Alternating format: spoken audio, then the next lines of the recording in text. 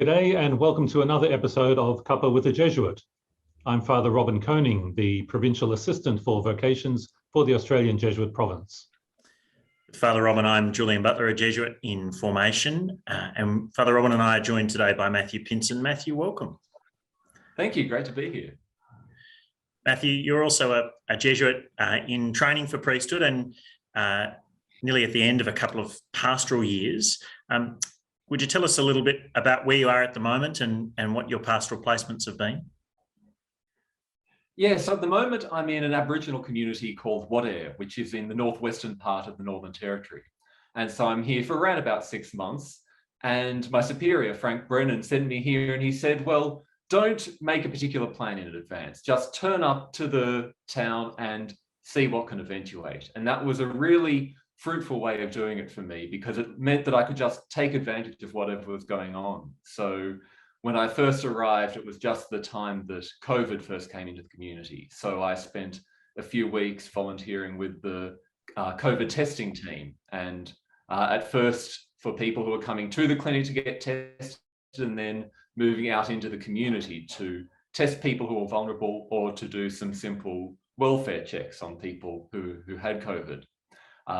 Since COVID has died down, fortunately, I've been doing some work at the school, a little bit of teaching in the religion classes and just helping out, being an assistant to the teachers and also a positive presence for the students who are really in need of a bit of stability in life, which in a town like Wadeye isn't always around. And then another thing I've been doing at night times is driving the ambulance. That's a job I never thought I'd be doing as a Jesuit, but one that's been a really interesting one and has got me to be able to see a bit of the community around here, which has been really nice.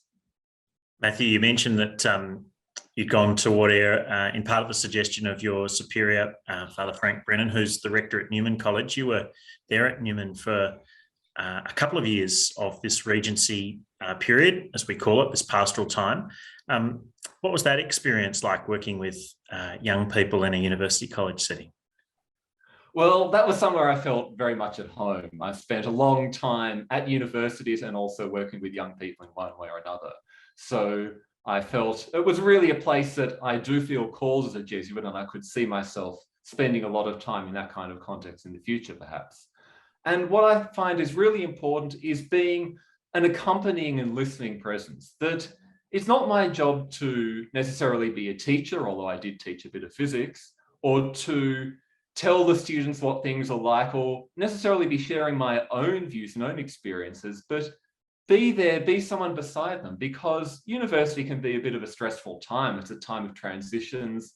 A lot of people are living away from home for the first time.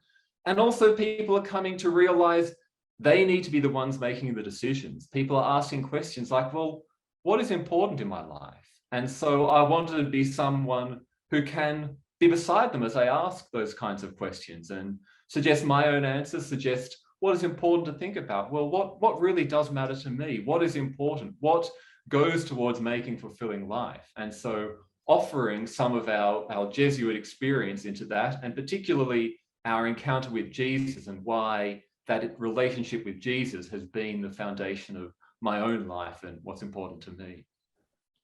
Matthew, you mentioned teaching some physics while you're there at Newman, and that's been part of your journey as well, hasn't it? Research in physics and your studies there.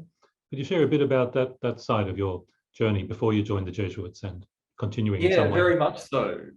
When I was in year 12, that was when I made a decision that I wanted to become a professor of physics ultimately. And so for about 10 years, that was the trajectory I was following. So I did my undergraduate studies in physics at ANU in Canberra, and then I went and did a PhD at MIT in Boston in the United States. And so my particular area of interest was in properties of materials. The particular way that I heard it really described well was at a meeting with the professor who ended up being my supervisor for my PhD. He said that, well, there are some physicists who are working on all kinds of abstract ideas and chasing down the exact values of these quantities. What he wanted to do was physics that can change the world. And that's my idea as well, that it's all very well to have this knowledge, to be pushing forward the boundaries of what humans understand. But at the end of the day, I wanted to be in areas that can make someone's life better. And so I wanted to work in areas that are a bit more closely related to technological applications. And so that's sort of how I followed my path through, finding areas where I really am exploring fundamental physics, but at the same time, in areas that might be of use in the real world. So the biggest part of my PhD focused on rechargeable batteries, for instance.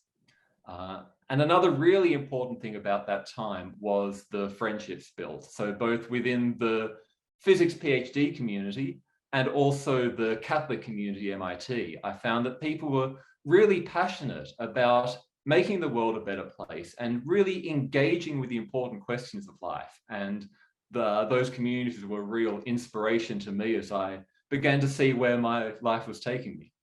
How does somebody who finishes year 12 thinking their life trajectory is going to be being a professor of physics, spending a decade kind of working towards that goal, take a turn and end up being a Jesuit in training for priesthood?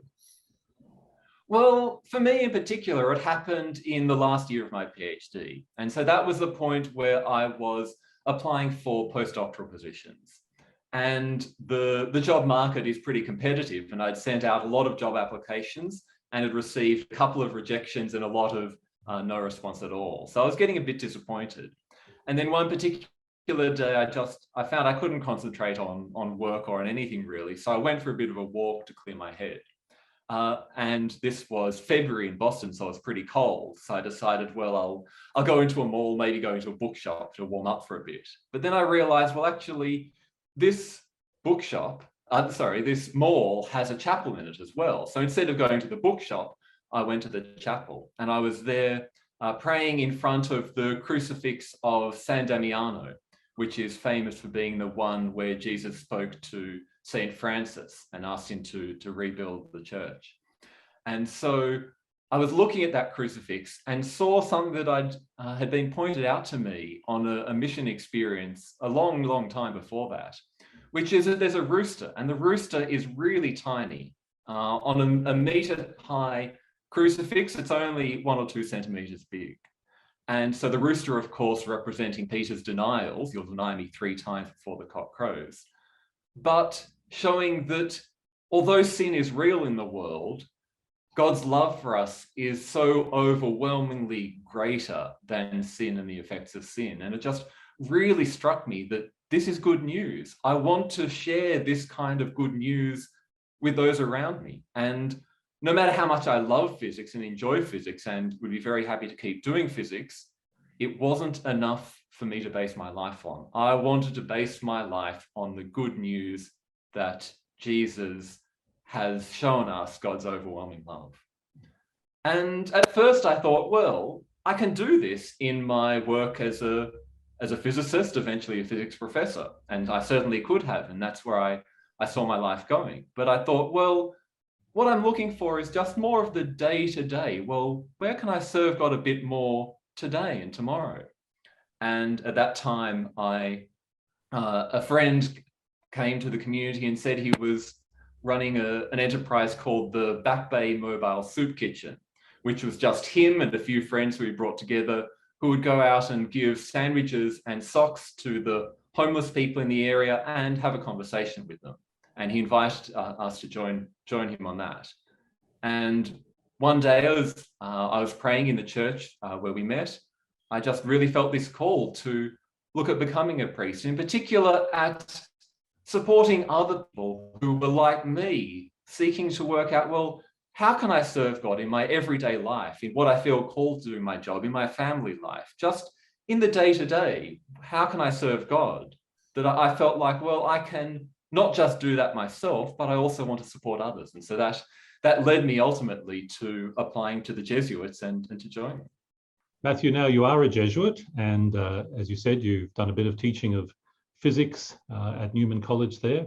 How do you see those? Is that just something you eventually will leave behind, or has that continued to shape your work as a Jesuit as well, or be part of your work as a Jesuit, your physics research and teaching? Yeah, I think it really has shaped my life as Jesuit in 2 particular ways.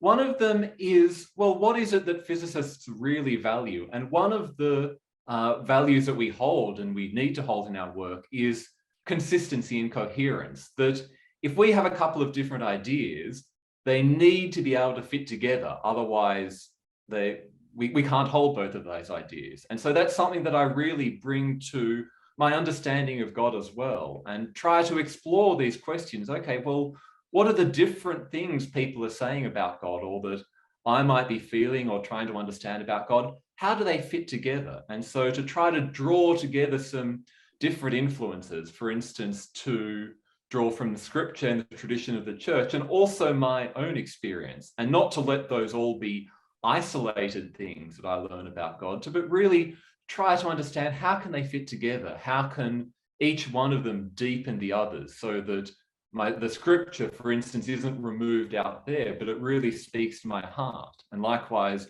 what I'm feeling is guided by what others have taught and discussed in the church, and the ideas about what God we've come to. So that sense of coherence and things fitting together is a really important one that's come from my scientific background. The other, I would say, is something I've really noticed during my life as a Jesuit, is the importance of being me and the importance of helping other people and supporting other people to be them. Very early on in my time as a Jesuit, I was praying with the call of St. Peter. And so I was imagining, in the method of prayer that Jesuits frequently use, a conversation with Peter. And I said to him, well, you were a fisherman. Do you miss that? Thinking back, of course, to my own experience, might I miss doing physics? And in my imagination, the words that he said to me were, I'll always be a fisherman, but I don't miss fishing. And I find that the same way as well, that I enjoy physics when I have the opportunity to do it, as I have had sometimes. But when I'm not doing physics, I'm so involved in the direct pastoral ministry or some work in hospitals or teaching at the school that I don't really have time to miss physics. There are so many other good things going on. But the way I think about the world, the way I engage with the world, the active intellectual life that I always seek to nurture, that will stay within me. And it's really important that I bring that to my ministry, that I don't try to just be some sort of idealized minister. No, Jesus is calling me in particular. He has a way that he wants me to serve. I'm not just here filling some hole or meeting some need. I'm here because Jesus has called me in particular. Matthew, given that experience and sense of call that you have, if you're talking to a young man who's interested in religious life, maybe interested in the Jesuits, what is it that you say to him? Well, I would say to him the same advice I would give to other people at that stage of life, which is, don't be afraid to move forward. That you don't need to be absolutely certain about where you're going to take that next step. There are lots of things that I've done in my life that haven't turned out the way I expected, but I don't regret taking that step because it opened up all sorts of new possibilities. So I would say, really move forward in this direction. It may well be that you feel more and more called into this with each step you take, and you couldn't have known that before taking that first step. But on the other hand, if it's not the calling, you'll work that out, and it will still enrich your life and help you work out, well, what is my calling? So my advice really would be bold, be courageous, take that first step. It is just one step, but it will lead to all sorts of places. That's great, Matthew. Thank you for sharing that and for spending this time with us, sharing a cuppa and telling us a bit about your life and your ministry and your vocation. Great to talk to you. Thanks. It's been great to be with you.